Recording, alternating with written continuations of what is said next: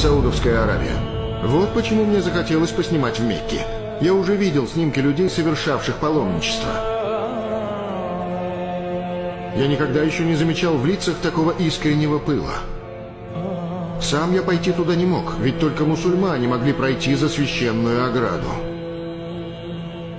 Поэтому мы послали туда оператора-мусульманина, который отснял замечательный материал. Вы только посмотрите, какое зрелище. Как единодушно движется эта живая толпа.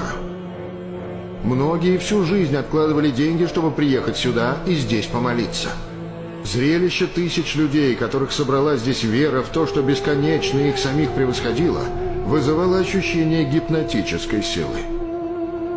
Чувствовалось могущество веры, которое позволяло верующему выйти за свои пределы. Именно это я и хотел заснять.